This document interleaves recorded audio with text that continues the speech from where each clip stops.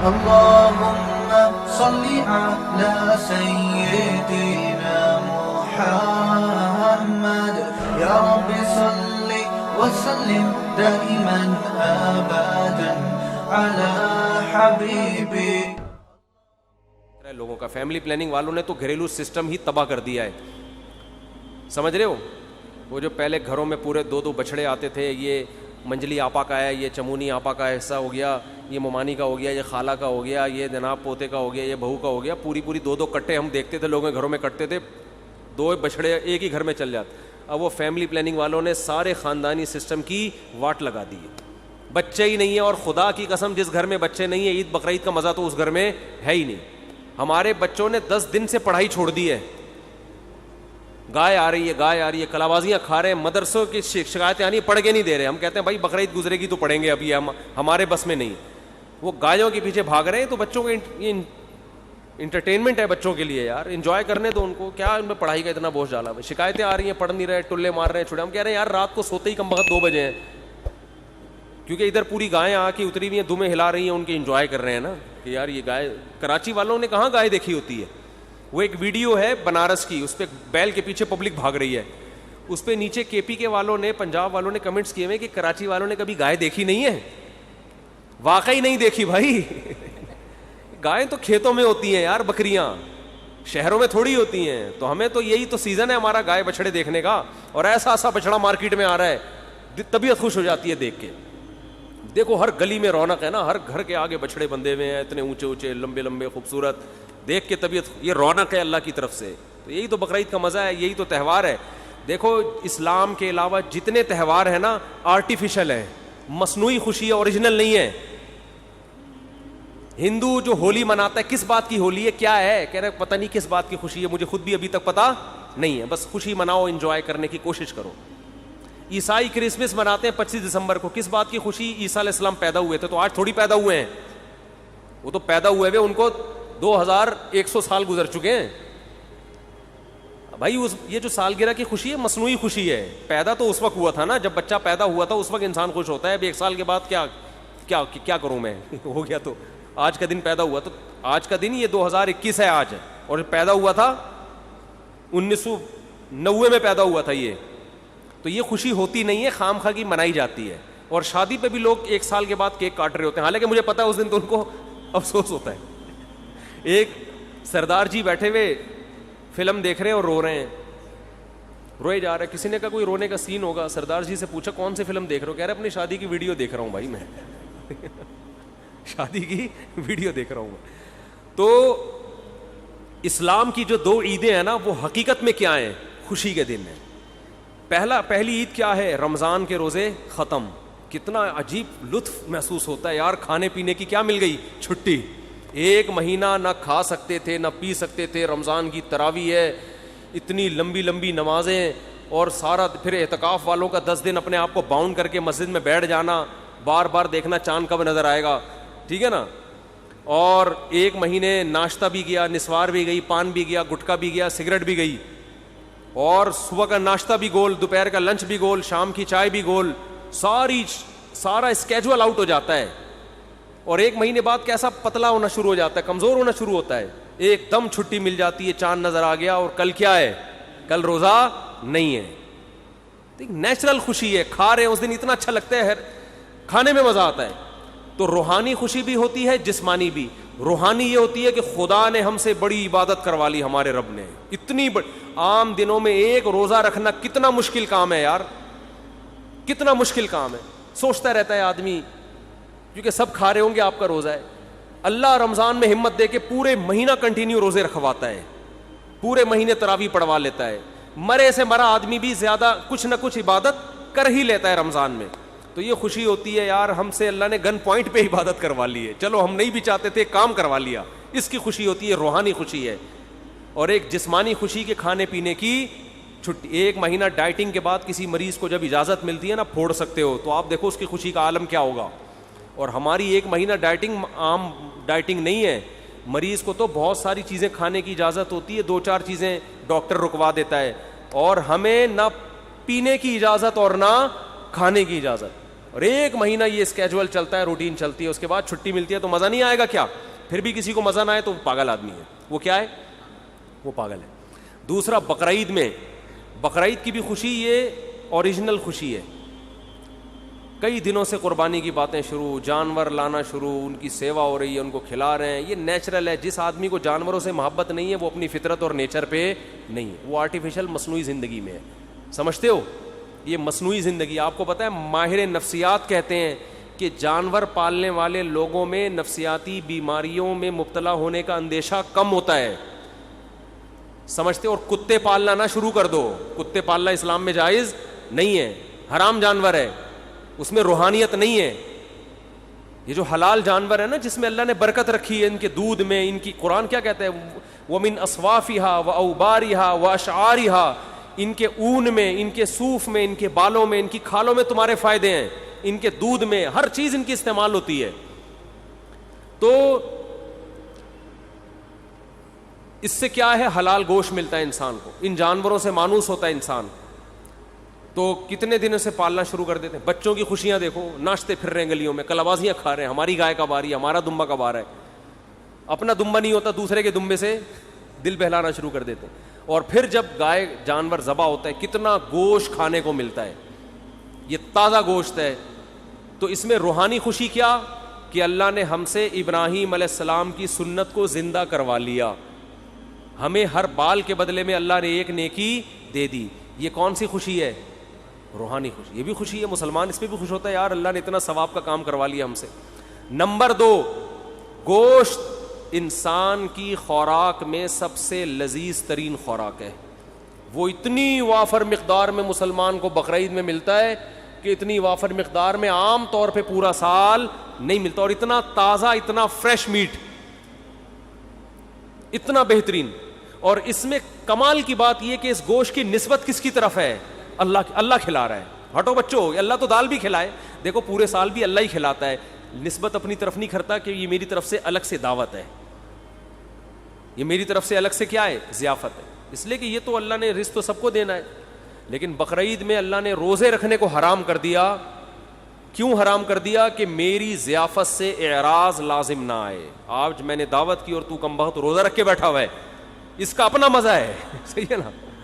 تو یہ گوشت ہمیں ڈائریکٹ, کیونکہ ہم جو جانور ذبح کرتے ہیں ہم نے تو قربان کر دیا نا. اب یہ ہمارا تھوڑی ہے, کس کا ہے یہ قربانی کا مطلب آپ نے اللہ کو دے دیا. اب اللہ کہہ رہے ہیں میری طرف سے کیا ہے, پرمیشن ہے. تبھی جب اللہ پرمیشن نہیں دیتا تو ہم نہیں کھاتے. حج میں دم کے طور پر جو جانور ذبح ہوتا ہے اس کا گوشت آپ نہیں کھا سکتے, لیکن جو شکرانے کا جانور ہے اس کا گوشت کھا سکتے ہو. اللہ کہتا ہے شکرانے کا ہے تو کھاؤ, اب تمہیں میری طرف سے اجازت ہے. تو بڑی خوشی یہ ہوتی ہے گوشت بھی, اور گوشت کی نسبت کس کی طرف ہے؟ اللہ کی طرف. تو یہ مسلمانوں کے جو تہوار ہے نا, یہ سچی مچی کی خوشیاں ہیں. اور کمال کی بات, جو ہٹو بچوں قسم کی بات ہے, دنیا میں جتنے مذہب کے تہوار ہوتے ہیں سب میں بے حیائی کا عنصر کوٹ کوٹ کے بھرا ہوا ہوتا ہے. شرابیں چلتی ہیں, زنا ہوتے ہیں. مسلمانوں کے تہوار میں نہ شراب ہے اور نہ بولو زنا, بلکہ عبادت سے شروع ہوتے ہیں. عید صبح شروع ہوتی ہے, کس سے؟ نماز سے. نماز سے شروع ہوتی ہے. پھر ایک سنت کو زندہ کیا جاتا ہے حضرت ابراہیم کی. تو سنت میں بے حیائی تو نہیں ہوگی نا, وہ تو دعائیں پڑھ کے ہوگی.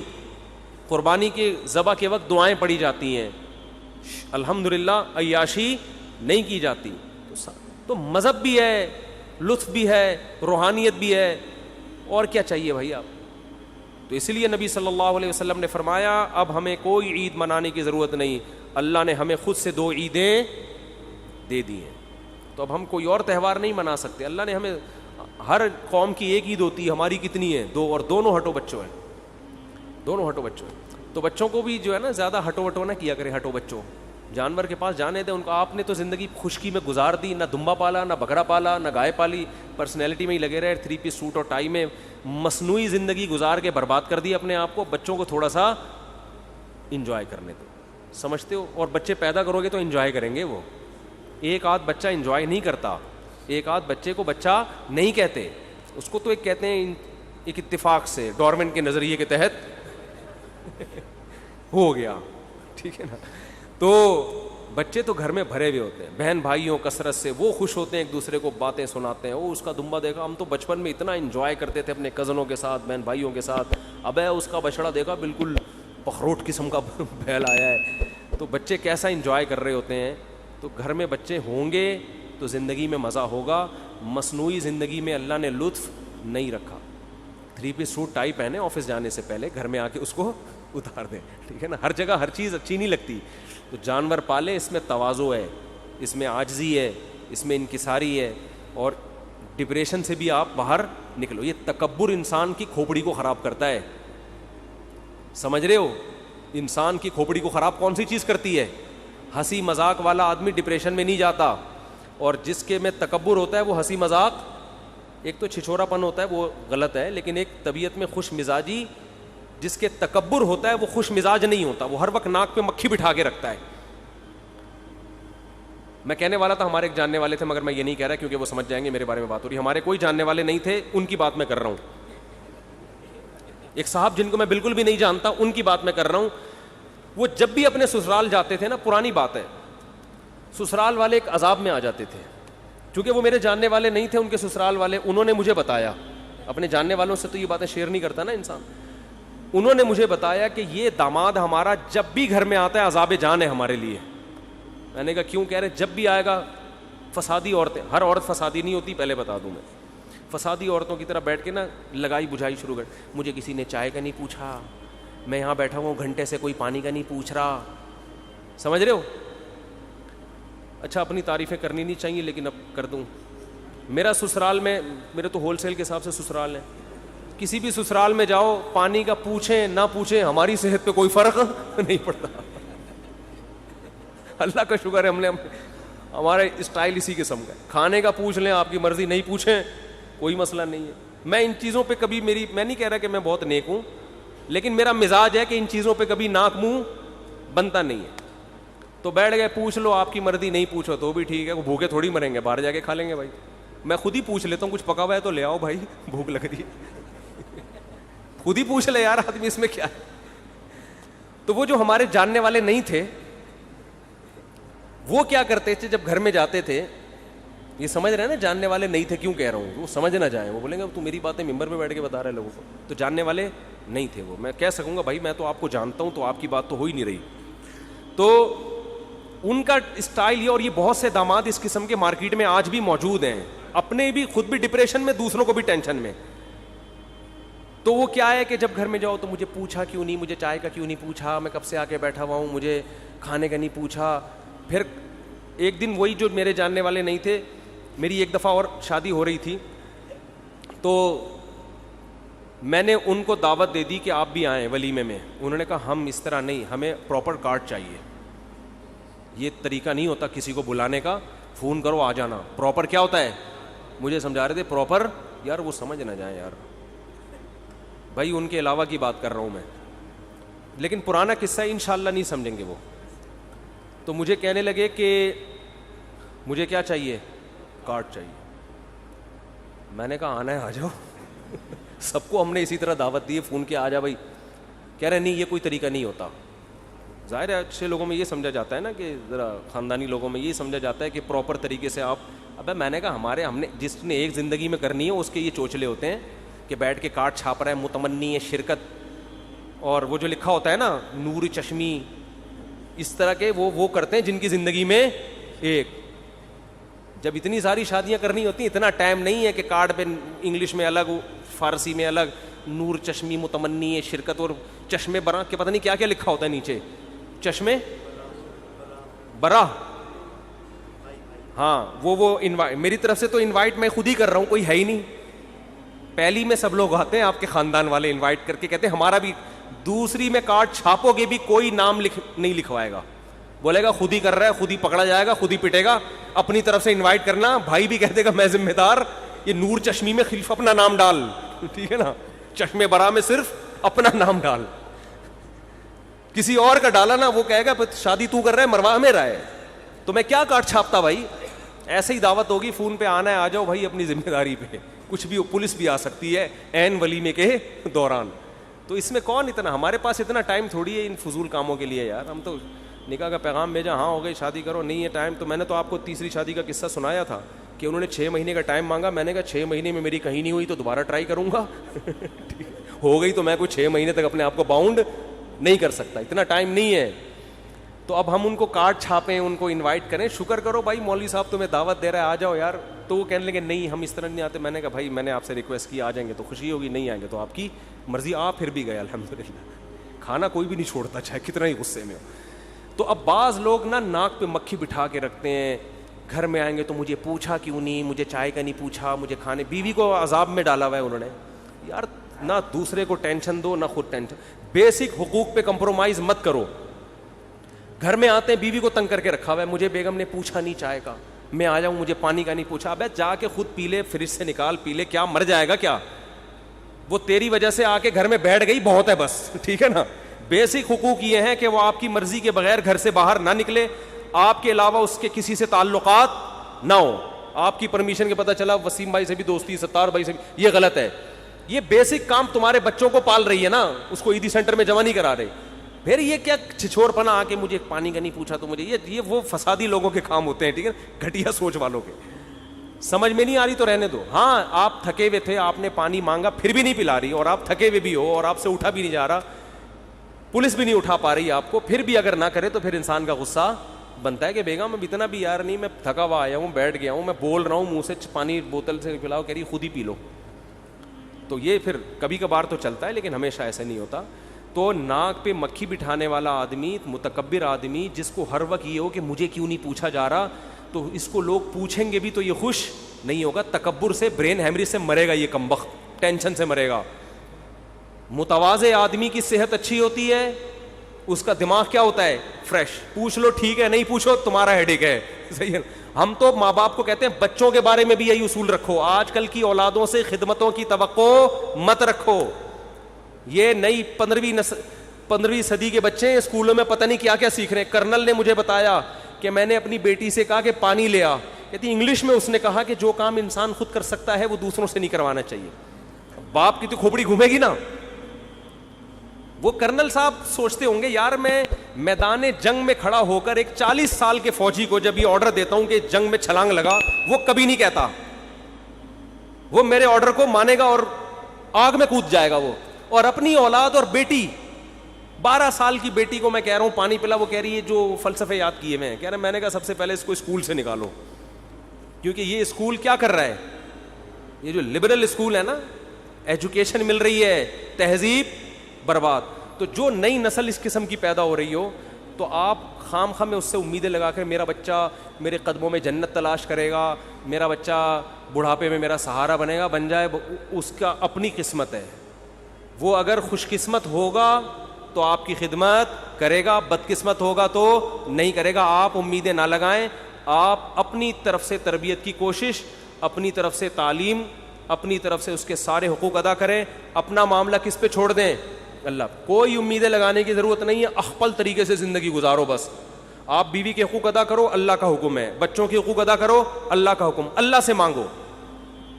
وہ انسان کے بچے ہوں گے یا آپ کی خدمت کریں گے, عقل ہوگی, شعور ہوگا, آپ کی خدمت کریں گے, اور خوش قسمت ہوں گے اگر آپ کی خدمت کی انہوں نے.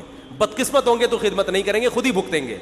ماں باپ کی نافرمانی کا عذاب دنیا میں لازمی ملتا ہے. جس نے اپنے ماں باپ کو ستایا ہے نا, تو یہ وہ دنیا میں بھی نہیں پنپ پاتا. وہ مشہور واقعہ ہے نا, ایک آدمی کا بچہ اس کو اٹھا کے بوڑھے باپ کو کچرے میں پھینکنے کے لیے جا رہا تھا, تو باپ نے بولا تھوڑا آگے پھینکو, تیرے دادا کو میں نے وہیں پھینکا تھا. تو مکافات عمل ہے, جو اپنے والدین کی خدمت نہیں کرے گا. دیکھو انگریز اپنے والدین کو اولڈ ہاؤس میں کیوں جمع کراتے ہیں, اس لیے کہ ان کے والدین نے اپنے والدین کو کہاں جمع کرایا ہوتا ہے, اولڈ ہاؤس میں. مکافات عمل اللہ انگریزوں کو دنیا میں دکھاتا ہے کہ تو نے اپنے باپ کو کون سا پالا تھا. تو بلکہ میں نے تو یہاں تک ایک انگریز نے مجھے خود بتایا کہ ہمارے یہاں تو بوڑھے ماں باپ خود ہی کہہ دیتے ہیں بھائی ہمیں اولڈ ہاؤس میں جمع کرا دو, ہمیں پتہ ہے یہ ہم تمہارے لیے ٹینشن بنے ہوئے, تم خوشی سے نہیں پال رہے. تو ماں باپ خود کہتے ہیں ہمیں جمع کرا دو, ہمیں پتہ ہے تم خوشی سے خدمت نہیں کرو گے ہماری. ایک گورے نے مجھے خود بتایا, سمجھتے ہو, خود ہی کہہ رہے ہوتے ہیں بھائی ہمیں پتہ ہے یار یہ ہم عذاب بن رہے ہیں تمہارے لیے. تو کسی سے زیادہ امیدیں مت لگاؤ, آج کل کوئی کسی کا نہیں ہے بھائی. اللہ سے اپنا معاملہ صحیح رکھو, خدمت کرو, حقوق ادا کرو, اللہ اللہ کرو, خوشی خوشی. بکریوں سے دل بہلاؤ, پتھروں سے کہو راز دل. وہ ندیم شاد ایک شاعر ہے, انڈیا کا بڑا خاندانی شعر کا ہے اس نے, پتھروں سے کہو راز دل یہ نہ دیں گے دغا آپ کو, اے ندیم آج کے دور میں آدمی کا بھروسہ نہیں. پتھروں سے پتھر جو ہے نا, اس سے اپنے غم کی باتیں شیئر کر لیا کرو, دکھ کی باتیں بیان کیا کرو. وہ آپ کی مدد نہیں کرے گا تو کم از کم دغا بھی نہیں دے گا, اپنے سینے میں محفوظ رکھے گا آپ کا غم. انسانوں سے اپنے دکھ شیئر کرو گے, خیر خواہ بنیں گے, لیکن آپ ہی کی جڑیں کاٹنا بولو شروع کر ہوتا ہے. پتھروں میں یہ خطرہ نہیں ہوتا. دوبارہ سنا دوں شعر, پتھروں سے کہو راز. بڑا خاندانی شاعر تھا, لیکن آج کل اس کی شاعری مارکیٹ سے شارٹ ہو گئی. شروع میں ایک دم دمنگ کی شاعری ہے, میں نے کہا پتہ نہیں, لیکن وہ 2-4 اشعار ہی گھما رہے ہیں کافی. ندیم شاہ تک ہمارا کوئی پیغام پہنچا دے, کچھ نیا مارکیٹ میں لاؤ یار, کیونکہ اردو زبان کی حفاظت یہ شاعر ہی کرتے ہیں. اس لیے مجھے ان شاعروں سے اس وجہ سے لگاؤ ہے کہ یہ اردو کے محافظ ہیں. تو پتھروں سے کہو راز دل یہ نہ دیں گے دغا آپ کو, اے ندیم آج کے دور میں آدمی کا بھروسہ نہیں. ایک اور سنا دوں اسی خوشی میں, کل وہ شاید تجھے چھوڑ دے, ہاں کل وہ میری بھی آنگن میں تھی جس پہ تجھ کو غرور آج ہے. سمجھ میں آ رہا ہے؟ جس پہ تو آج غرور کر رہے ہیں نا, کل وہ کہاں تھی؟ آخر میں بتاؤں گا کیا تھی, آپ پریشان نہ ہو, آپ نے پتہ نہیں کون سی چیز چلی گئی. کل وہ میرے بھی آنگن میں تھی جس پہ تجھ کو غرور آج ہے, کل وہ شاید تجھے چھوڑ دے اس خوشی کا بھروسہ نہیں. جس خوشی پہ تو آج اترا رہا ہے, شاعر کہہ رہا ہے کل وہ میرے گھر میں بھی تھی, اور جیسے اس نے مجھے چھوڑا کل ہو سکتا ہے وہ تجھے چھوڑے. تو زیادہ فری ہونے کی ضرورت نہیں ہے, زیادہ اترانے کی ضرورت نہیں ہے. خوشی ملے اللہ کا شکر ادا کرو, اتراؤ مت. یہ خوشیاں بھی دائمی نہیں ہوتی, یہ غم بھی دائمی نہیں ہوتے. سمجھتے ہو کہ نہیں سمجھتے؟ تو میں خلاصہ یہ بیان کر رہا تھا کہ بقرعید میں تھوڑا تکبر بھی خاک میں ملتا ہے ہمارا. جب گایوں کو لے کے گھومتے ہیں, صحیح ہے نا, ان کی سیوا کرتے ہیں, بکریوں کو کھلاتے ہیں, بکروں کو کھلاتے ہیں, تو تھوڑی جو پرسنالٹی ہے نا یہ 3 پیس سوٹ ٹائی والی, یہ تھوڑی کیا ہو جاتی ہے. دیکھو اللہ تعالیٰ ہمیں انسان کا بچہ بنانے کے لیے حج کرواتے ہیں, اور حج میں ہوتا کیا ہے آپ دیکھو, اتنی ہم نے قربانی دی, 10-15 لاکھ روپے خرچ کر کے بیت اللہ گئے, وہاں ہم نے بیت اللہ کا طواف کیا, لاکھوں روپے خرچ کیے, کنکریاں ماری. 40 دن کی ٹینشن کے بعد ہونا یہ چاہیے تھا کہ اللہ تعالیٰ ہمیں 3 پیس سوٹ پہنا کے واپس بھیجتے. اللہ کہتے ہیں جانے سے پہلے ٹنڈ کروا لو. ٹھیک ہے نا, جانے سے پہلے, جب تک ٹنڈ نہیں ہوگی, یہ جو 2 چادریں باندھی ہوئی ہیں نا, یہ کھولنے کی اجازت نہیں. یعنی ان چادروں سے بھی ٹینشن میں آتا ہے نا, 3 پیس سوٹ ٹائی پہننے والا وہ 2 چادروں میں گھوم رہا ہے, اس کی تو پرسنالٹی کی ایسی کی تیسی ہو گئی. کیا خیال ہے؟ جو ہر وقت کالر کلف میں گھومتا ہے اور ہر وقت مکھی بھی نہیں بیٹھنے دیتا, وہ 40 دن یا 10-15 دن یا 5 دن بھی منا کے لگا لو, اتنی گرمی, اتنی دھول مٹی میں, میلا کچیلا, 2 چادروں میں کتنی ٹینشن ہے. تو پرسنالٹی کی تو ایسی کی تیسی ہو گئی. اور واپسی پہ اللہ کہتے ہیں, اب انسان کہتے ہیں اللہ اب یہ چادریں اتار کے میں آ جاؤں دوبارہ اپنی پینٹ پہ, اور اللہ کہتے ہیں آ جا, لیکن ٹرینڈ ایک دفعہ کرا لے. کیا خیال ہے بھائی؟ تو یہ بھی ٹریننگ ہے, تربیت ہے. زیادہ شو بازی کے چکر میں مت پڑو, انسان رہو. تکبر اللہ ختم کراتے ہیں ہمارا, سمجھتے ہو؟ خوش رہتا ہے آدمی. تو خوش رہنے کا ایک بہت بڑا نسخہ ہے, تکبر ختم کر لو. گھروں میں جا کے یہ نہ پوچھا کرو مجھے پوچھا کیوں نہیں, میں گھنٹے سے بیٹھا ہوا ہوں, کیا عذاب بنایا ہوا ہے, پانی کا نہیں پوچھا, چائے کا نہیں پوچھا. ہاں ہوٹل میں بعض دفعہ انسان کو غصہ آتا ہے, آگے بس نکل رہی ہے اور وہ ہوٹل والا پوچھ نہیں رہا, تو پھر جا کے انسان, وہ تکبر کی وجہ سے نہیں, وہ ٹائم بچانے کی وجہ سے ہوتا ہے. سمجھتے ہو؟ تو گھر میں بیوی چائے کا پوچھ لے, اچھی بات ہے, نہیں پوچھے خود ہی بنا کے پی جاؤ, یہ شکر ادا کرو. ٹینشن نہیں دے رہی, بس خوشیاں نہ دے, کوئی مسئلہ نہیں ہے, ٹینشن نہ دے, بس یہ بہت. ٹینشن والی فری بیوی کسی کو مل جائے تو بس سمجھو خوشیاں ہی خوشیاں. آج کل مسئلہ یہ ہے کہ نہ صرف یہ کہ خوشی نہیں دے رہی ہوتی, الٹا ٹینشن دے رہی ہوتی ہے. بعض خواتین جو بیان نہیں سن رہی, تو اگر آپ کی بیوی ٹینشن نہیں دے رہی بس بہت ہے. کسی نے میرے بارے میں تبصرہ کیا کہ ان کے اتنے گھر ہیں اور ناشتہ انڈا موڑ پہ کرتے ہیں, طنز کیا نا. تو میں نے کہا میرا گھر میں اللہ کا شکر ہے ناشتہ مجھے ملتا ہے, تو مجھے وہ پراٹھے اچھے لگتے ہیں باہر کے, وہ گھر میں بن نہیں سکتے وہ, تو اس لیے کھا رہا ہوتا ہوں. تو فسادی لوگ ہیں, کچھ بھی کرتے رہتے ہیں بیٹھ. یوں بھی تو کر سکتے تھے, اتنے اچھے ہیں کہ ناشتے کی ٹینشن بھی گھر والوں کو نہیں دی انہوں نے, ناشتے کی ٹینشن بھی گھر والوں کو نہیں دی, اتنے اچھے ہیں. یہ بھی تو کہہ سکتے تھے نا. لیکن ناشتہ گھر والے بنا کے رکھتے ہیں الحمدللہ. میں مجھے ویسی بچپن سے وہ عادت پڑ گئی ہے. شاہ فیصل کالونی ہماری پھپھو رہتی تھی, وہاں جاتے تھے تو ہمارے وہ کزن ہیں, وہ ہوٹل کے پراٹھے لے آتے تھے, وہاں سے جو چسکا لگا ہے مجھے لگ رہا ہے دنیا چھوٹ جائے گی, پراٹھا نہیں چھوٹے گا, مزہ اس میں ایسا آ گیا.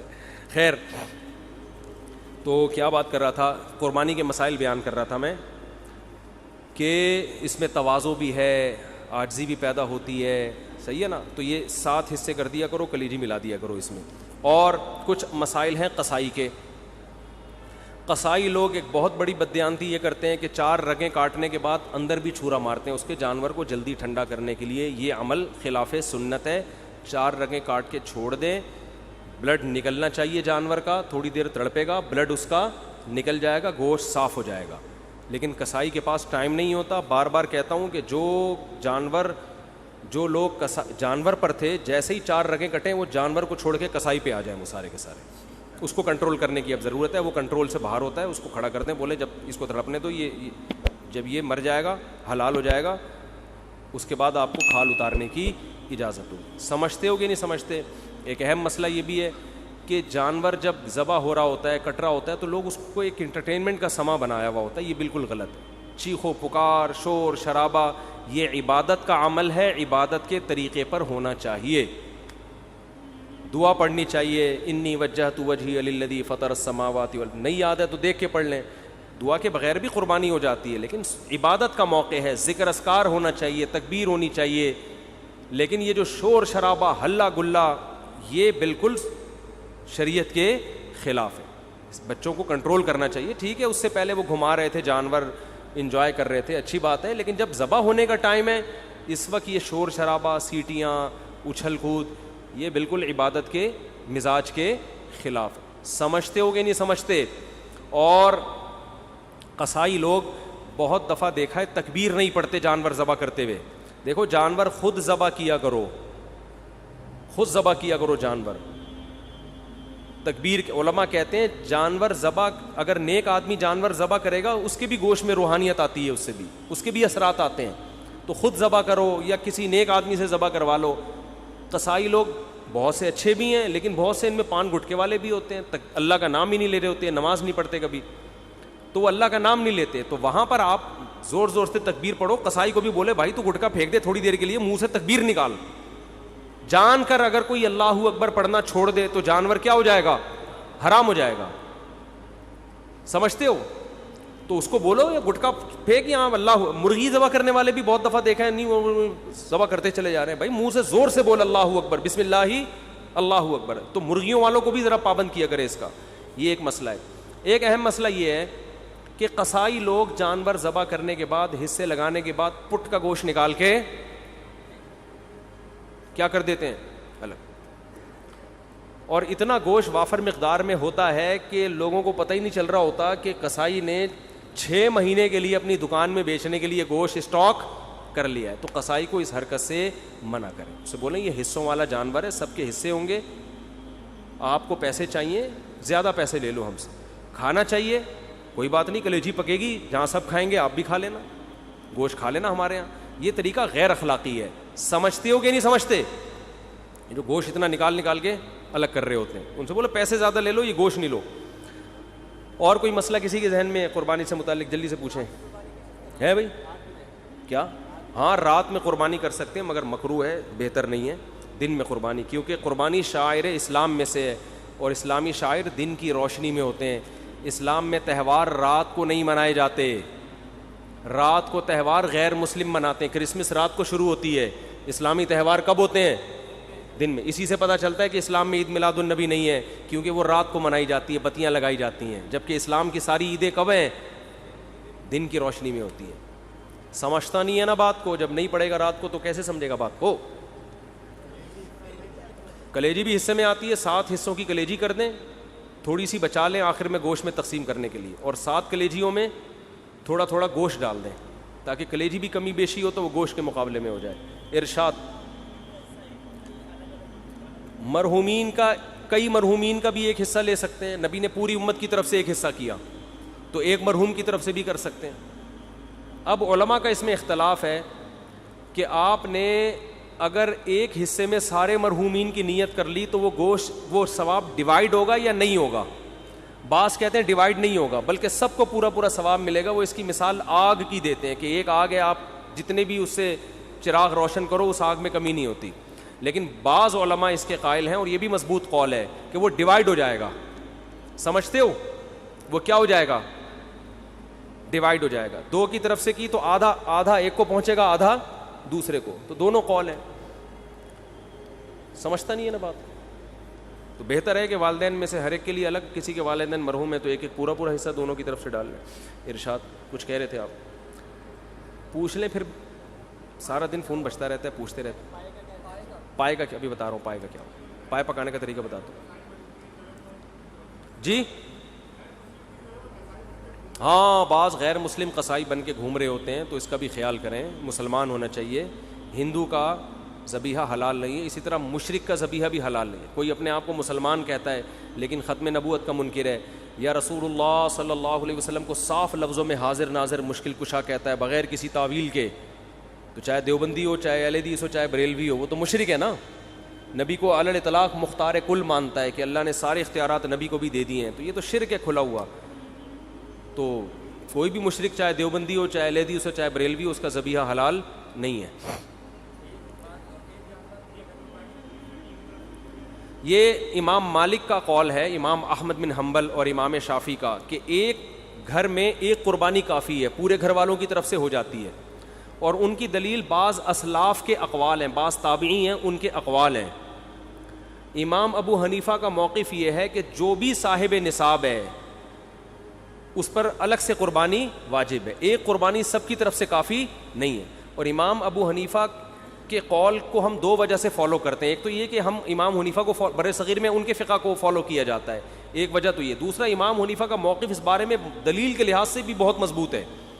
وہ اس لیے مضبوط ہے کہ حدیث میں آتا ہے من وجد سعۃ لأن یضحی فلم یضحی فلا یقربن مصلانا, کہ جس کے پاس گنجائش تھی قربانی کی اور اس نے نہیں کی قربانی, وہ ہماری عیدگاہ کے قریب بھی مت آئے. تو اس میں نبی نے مرد اور عورت کا فرق نہیں کیا, شوہر بیوی کا نہیں کیا, باپ بیٹے کا نہیں کیا, جس کے پاس بھی استطاعت ہے. سمجھتے ہو؟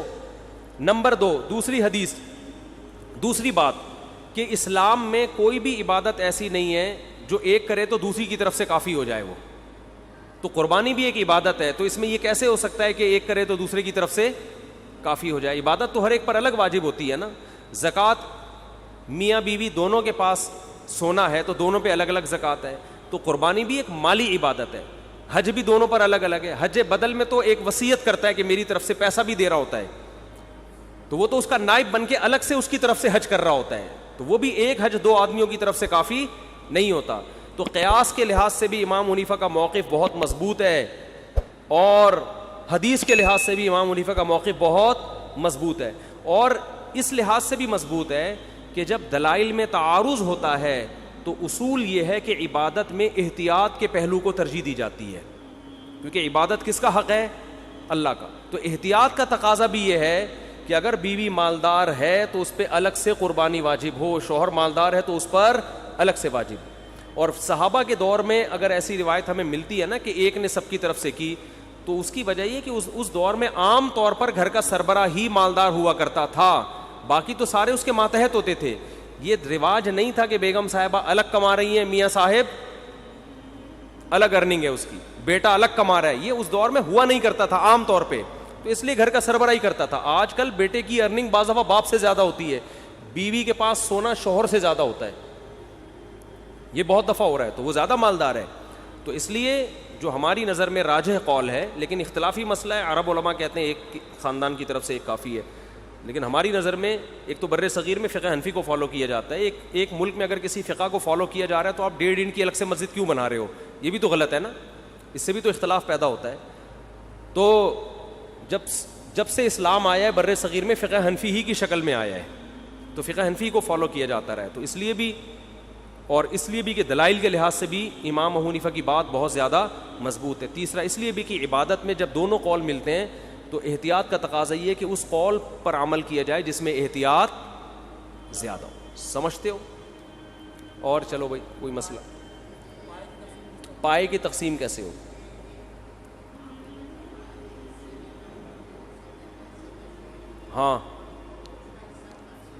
ہاں گوشت کا حصہ تقسیم. البتہ ایک ہی گائے اگر ایک گھر میں ہے نا, ایک گھر میں پوری گائے ہے, ایک ہی فریج میں ہے, وہ تو تقسیم ہو ہی نہیں رہی نا بھئی. 7 بندے تھے, اٹھا کے ایک فریزر میں ڈال دیا پورا بچڑا, تو وہ پھر نکال کے سب کھاتے رہے. وہاں تو تقسیم کا عمل ہو ہی نہیں رہا ہے. جہاں تقسیم کا عمل ہوگا تو 7 حصوں میں ڈیوائڈ کرنا پڑے گا, ہر حصے میں کلیجی ملا دیں تاکہ سود کے مسائل سے اجتناب ہو, جس پر میں تفصیل سے بات کر چکا ہوں. اور جی سیری ضائع ہو جاتی ہے, نہیں ہونی چاہیے. اچھا ایک جی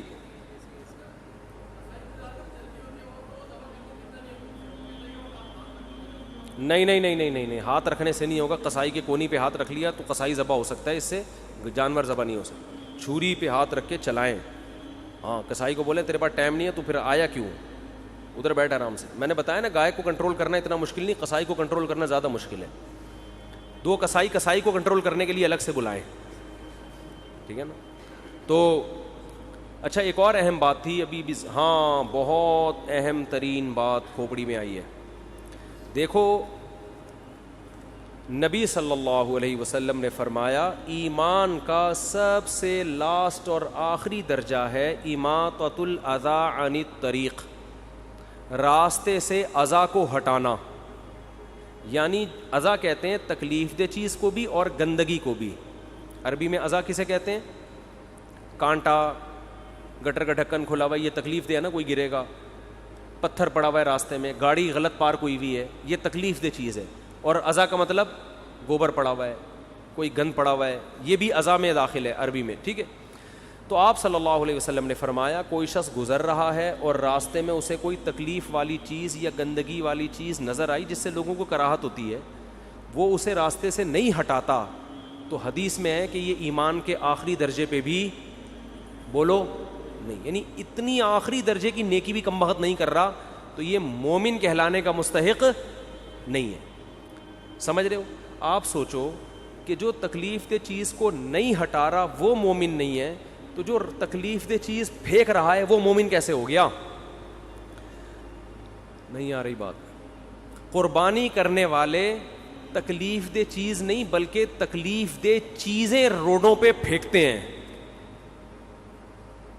گوبر پڑا ہو نا اس سے کم تکلیف ہوتی ہے, پوری اوجھڑیاں, سریاں, آلائشیں, ادھر جانور ذبح کیا, ان کو اس سے کوئی غرض ہی نہیں ہے کہ یہ کیا گندگی محلے میں پھیلا رہے ہیں وہ.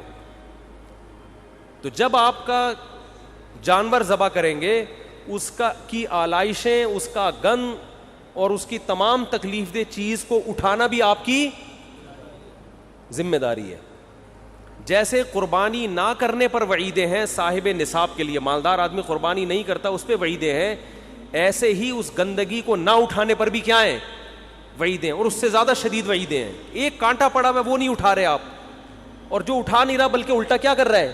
پھینک رہا ہے.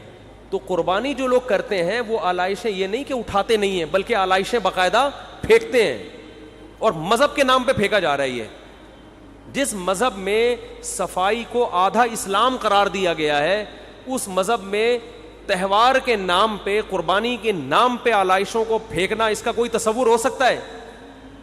کیا ہو گیا بھائی؟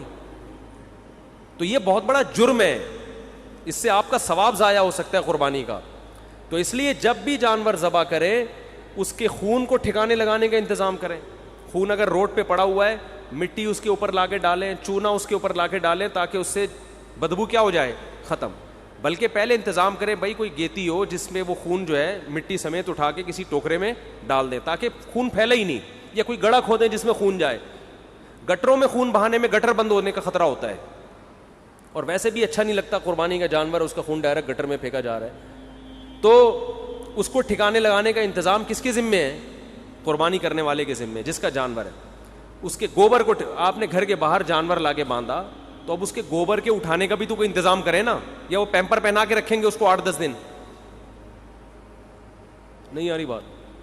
تو گھر کے باہر نا تھوڑے سے بلاک کھڑا کر کے مٹی ڈالیں اس کے اوپر, بعض لوگوں نے کیا بھائی ہے, مٹی ڈالیں, اس مٹی پہ گوبر ہوگا, وہ اٹھانا بھی آسان اور اس میں بدبو بھی نہیں ہوتی. اور جب بقرعید ختم ہو جائے تو ٹرالی لائیں, وہ مٹی اٹھا کے, پورے سال تو نہیں جانور باندھنا ہوتا نا, چند دنوں باندھنا ہوتا. میں یہ نہیں کہہ رہا کہ جانور مذبح خانے میں باندھا کریں, اس سے رونق گلیوں کی ختم ہو جائے گی. بقرعید کا مزہ جب یہ جب جانور آپ کے گھر کے باہر بندھا ہو, لیکن اس کی صفائی کا انتظام ہونا چاہیے. تو آپ نے مٹی ڈال کے گھر کے باہر بلاک کھڑے کر دیے, اس کے اوپر آپ کا بچڑا آ گیا, گائے آ گئی, اونٹ آ گیا, جو بھی آ گیا. اب وہ جو بھی کرے گا تو اس کے لیے اٹھانے کا انتظام ہونا چاہیے. جیسے اپنے گھر میں صفائی کرتے ہیں تو ایسے ہی گھر کے باہر بھی صفائی کا انتظام ہونا چاہیے. تو آلائشیں پھینکنا, جہاں جگہ ملی اٹھا کے وہ گند پھینک دیا. گورنمنٹ کو تو برا بلا کہتے ہیں, وہ تو نئی ذمہ داری پوری کرتے, تو اپنی ذمہ داری تو کم از کم پورا کرے نا انسان. تو قربانی کے بعد ایسا کوئی کام نہیں ہونا چاہیے جو بدبو کا, جراثیم کے پھیلنے کا, گندگی کا سبب بنے. نبی صلی اللہ علیہ وسلم نے ایسے لوگوں کو ایمان کے آخری درجے سے بھی خارج کیا ہے. اور تہواروں میں تو صاف صفائی ستھرائی کا اہتمام اور زیادہ ہوتا ہے. تو اس میں عید مسلمانوں کا تہوار ہے, اس میں گندگی پھیلانا تو اور بڑا جرم ہے. ارشاد مفتی طارق مسعود صاحب کے بیانات سننے کے لیے youtube.com/مفتی طارق مسعود کو سبسکرائب کریں. اور اگر آپ لائیو ویڈیو کو کبھی بھی مس نہیں کرنا چاہتے ہیں تو سبسکرائب کرنے کے بعد بیل آئیکن پہ کلک کرنا مت بھولیں. جزاک اللہ.